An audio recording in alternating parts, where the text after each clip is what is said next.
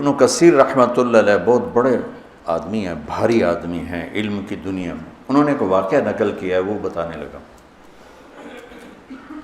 علامہ عتبی رحمۃ اللہ علیہ قبر پر بیٹھے تھے، یہ پہلی صدی کا واقعہ لگتا ہے کہ کوئی وہ رکاوٹ نہیں تھی اور کچھ پڑھ رہے تھے، تو ایک بدو آیا، اس نے اپنی اونٹنی کو باہر کھڑا کیا اور آ کر اندر سلام پیش کیا، السلام علیکہ یا رسول اللہ۔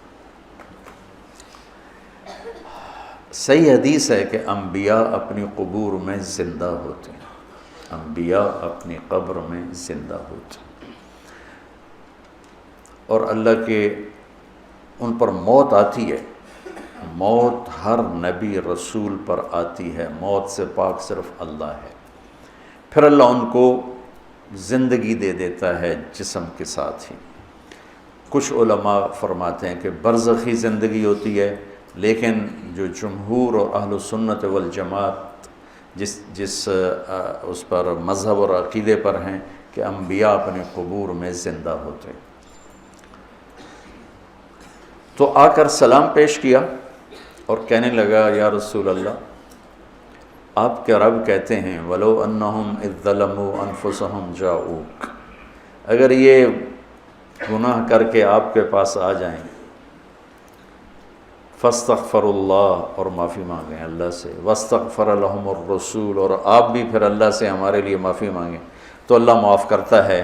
تو جِئْتُكَ مُسْتَغْفِرًا لِلذُّنُوبِ وَمُسْتَشْفِعًا بِكَ إِلَىٰ رَبِّي أَنْ يَغْفِرَ لِي، میں آپ کے پاس اپنے گناہوں کا بوجھ لے کر آیا ہوں اور آپ کو سفارشی بناتا ہوں اللہ کی بارگاہ میں کہ اللہ تعالیٰ مجھے معاف کر دے۔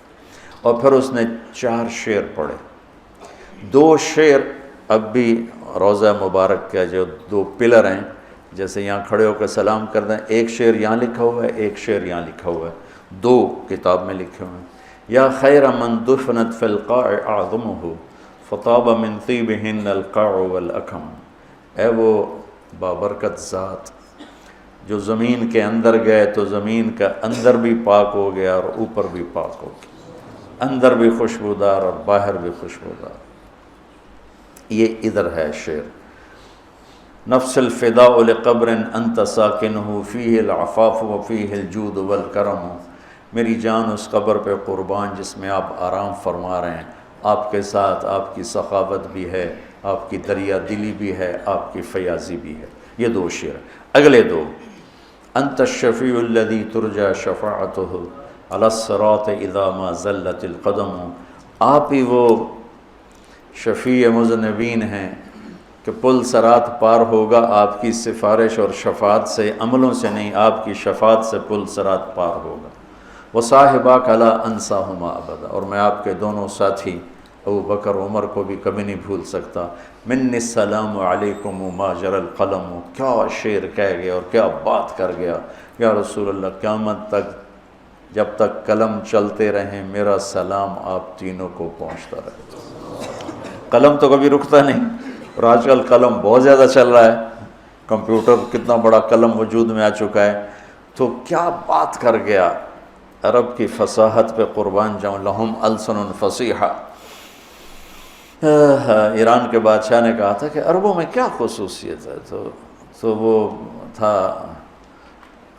امیہ بن ابی سلط، اس نے کہا لہم قلوب جریہ وانصاب محفوظہ والسنۃ فصیحہ، کہ میرا سلام پہنچے آپ تینوں کو جب تک قلم چلتا رہے، اور پھر وہ روتا ہوا باہر نکل گیا۔ علامات بھی کو ایک دم نیند آ گئی، بیٹھ تو خواب میں اللہ کے نبی کا دیدار ہوا، کہا عتبی جاؤ اس بدو کو خوشخبری دے دو کہ تیری فریادیں پہنچیں اور تیری بخشش ہوگی۔ ہمارے نبی کے معجزات میں ایک معجزہ ہے کہ آپ کی قبر موجود مشہود، باقی جتنے انبیاء ہیں ان کی قبریں یقینی نہیں ہیں۔ ابراہیم علیہ السلام کی قبر موجود ہے اور کئی انبیاء کی قبریں عراق میں، فلسطین میں، لیکن یقین سے نہیں کہہ سکتے کہ واقعی یہ ہیں، صرف ہمارے حبیب پاک ہیں جن کی قبر مبارک یقین کے ساتھ ہے۔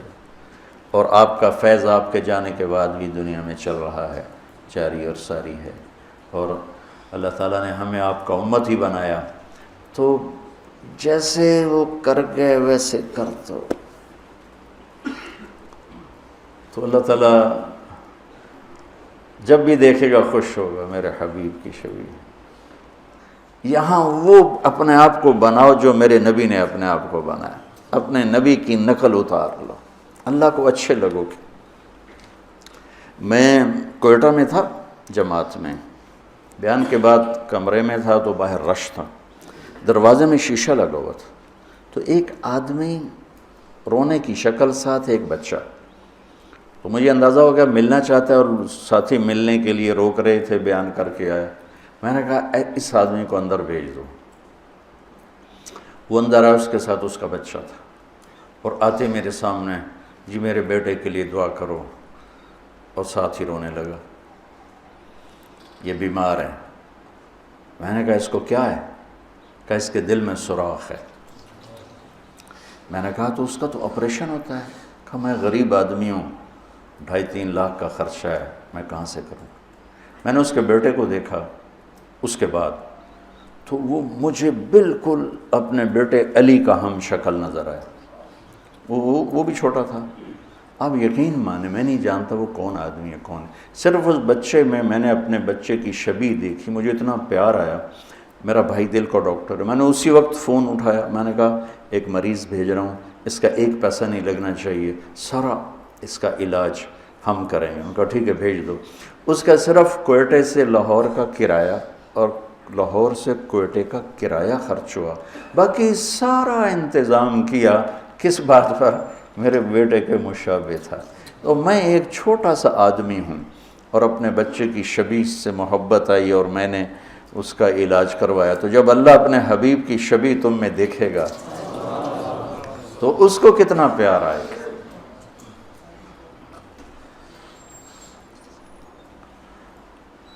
تو یہ فلا وربک میں اللہ نے اپنے حبیب سے عشق مانگا ہے، سمعا و طاعتا، عشق مانگا ہے، پیار مانگا ہے، محبت مانگی ہے۔ صرف یہ نہیں مانگا کہ اس کے فیصلے قبول کرو، یہ مانگا ہے کہ دل جان کی گہرائیوں سے قبول کرو۔ پھر ایک اور آیت ہے، وَمَا أَرْسَلْنَا مِن رَّسُولٍ إِلَّا لِيُطَاعَ بِإِذْنِ اللَّهِ وَلَوْ أَنَّهُمْ إِذ ظَّلَمُوا أَنفُسَهُمْ جَاءُوكَ فَاسْتَغْفَرُوا اللَّهَ وَاسْتَغْفَرَ لَهُمُ الرَّسُولُ لَوَجَدُوا اللَّهَ تَوَّابًا رَّحِيمًا۔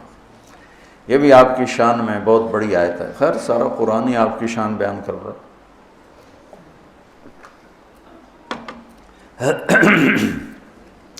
اللہ تعالیٰ فرماتے ہیں کہ ہم رسول اس لیے بھیجتے ہیں کہ اس کی اطاعت کی جائے، رسول اس لیے آتا ہے کہ اس کی اطاعت کی جائے۔ دیکھو میرے عزیزو، ایک قوم ایسی ہے جن کے لیے کوئی نمونہ نہیں، کوئی ان کے لیے کوئی ماڈل نہیں، کوئی آئیڈیل نہیں، تو جیسے بھی چلیں، جیسے بال بنائیں، جیسی شکل بنائیں، جیسا لباس پہنیں، ان کے سامنے کوئی آئیڈیل کوئی نہیں۔ ہمارے سامنے آئیڈیل ہستی ہیں، وہ ہیں محمد مصطفیٰ صلی اللہ تعالیٰ علیہ وسلم، میرے اللہ کے حبیب، حبیب، خلیل، کلیم، ایک ہی صورت میں۔ الم نشرح لک صدرک، موسیٰ علیہ السلام سے اللہ نے کہا اذهب الی فرعون، جائیے فرعون کے پاس۔ انہوں نے کہا رب اشرح لی صدری، اللہ میرا سینہ کھول، اللہ نے کھول دیا۔ لیکن اپنے حبیب کو اللہ تعالیٰ نے بن مانگے فرمایا الم نشرح لک صدرک، ہم نے آپ کا سینہ کھول دیا۔ موسیٰ علیہ السلام نے دعا کی ویسر لی امری، میرا کام آسان کر، اور میرے نبی کو اللہ نے بن مانگے فرمایا وَوَضَعْنَا عَنْكَ وِزْرَكَ الَّذِي أَنْقَضَ ظَهْرَكَ۔ کلیم اور حبیب کا فرق، خلیل اور حبیب کا فرق۔